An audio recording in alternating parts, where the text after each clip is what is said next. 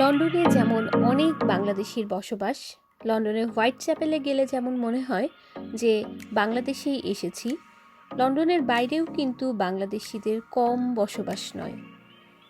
তেমনি এমন একটি জায়গা পোর্টসমাউথ। এখানে পোর্টসমাউথে অনেক বাংলাদেশি থাকেন। তো আমাদের ঈদুল আজহায় মোটামুটি বাংলাদেশি কমিউনিটির সাথে খুব ভালো মতো দিনটি কাটলো।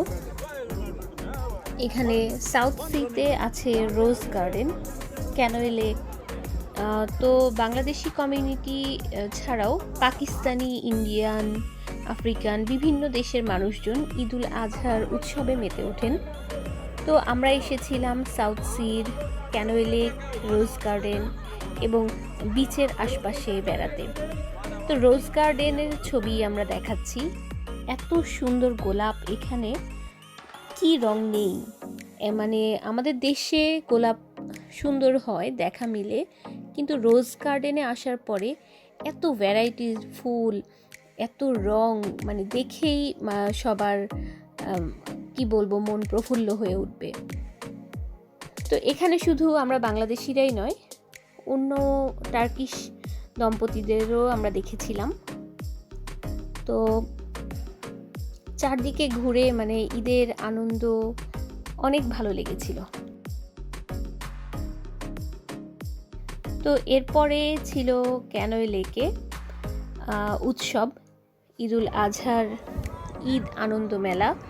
তো এখানে বাংলাদেশি কমিউনিটি থেকে যে যার মতো ওয়ান ডিশ পার্টির মতো করে খাবার নিয়ে এসেছিল, প্লাস র্যাফেল ড্র, গান বাজনা সবই ছিল। মোটামুটি বাংলাদেশকে একটু ভুলে থাকার জন্য যত প্রচেষ্টা এখানে সবই ছিল।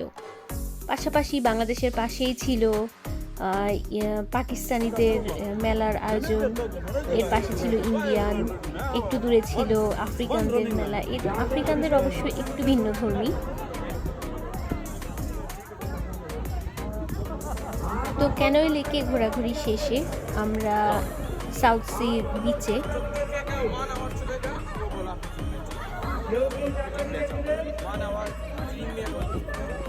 এখানে বেশ সমুদ্রের পাড়ে বসে থাকতে কার না ভালো লাগে।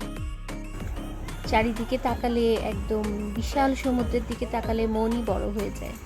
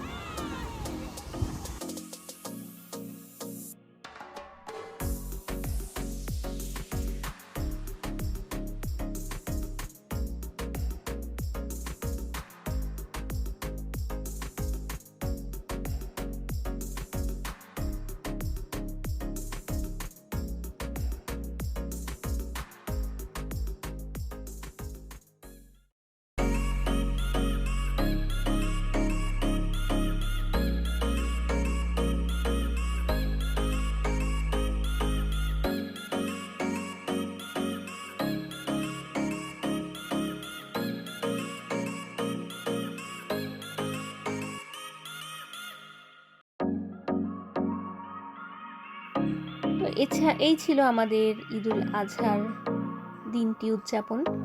আর আমাদের বাংলাদেশি ভাই, ওনারা সিলেট থেকে আসছেন, ওনারা আফ্রিকানদের সাথে ওদের উৎসবে নেচে গিয়েও বেশ আনন্দ করেছেন। আমরা সেই ভিডিও রেখেছি।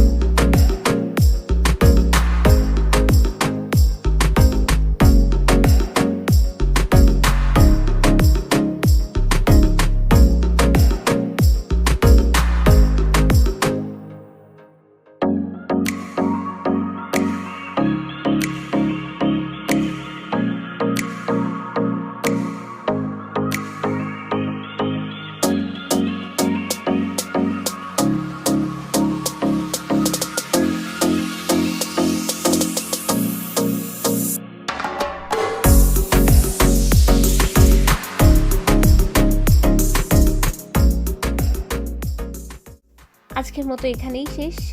পরবর্তীতে আবার অর্নিনিয়ামল স্টোরিজে নতুন কোনো গল্প নিয়ে আমরা হাজির হব।